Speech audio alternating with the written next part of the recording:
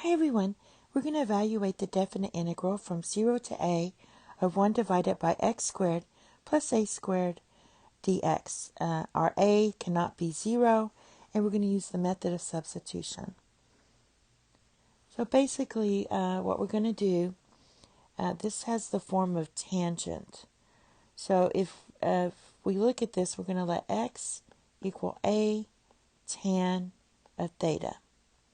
Then dx is going to equal a, and you differentiate tan, you get secant squared of theta d theta. All right, so if we set this up, we're going to get the integral of a, right, so dx, let's write this in the numerator, a secant squared of theta d theta, and in the denominator, you're going to have x squared, so that's going to be x squared is just going to be a squared tan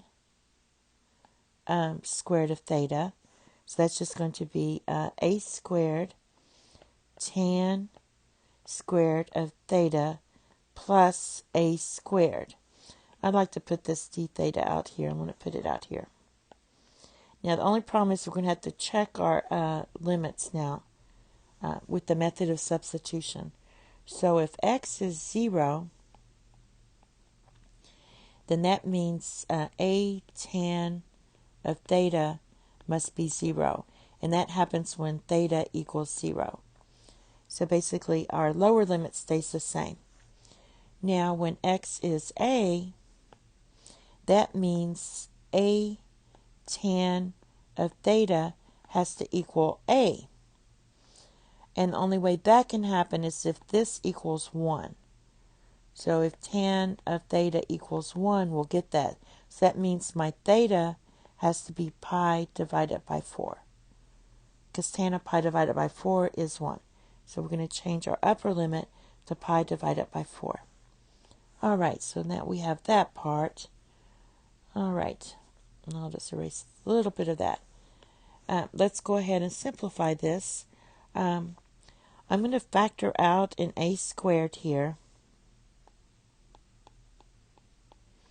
So I have a secant squared of theta divided by a squared, and then that's going to be tan squared of theta plus 1 d theta.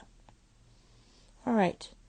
Also, instead of writing this again, a is a constant. So I'm going to move this a squared outside of the integral. So I'm going to write this as 1 divided by a squared. All right. I also can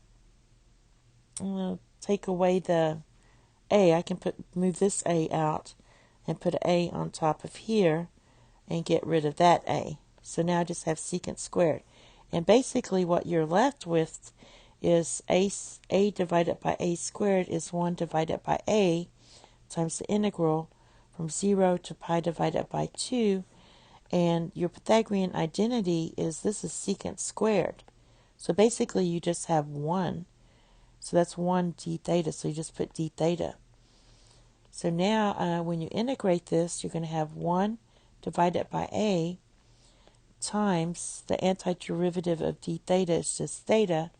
And we're evaluating this from 0 to pi divided by 4.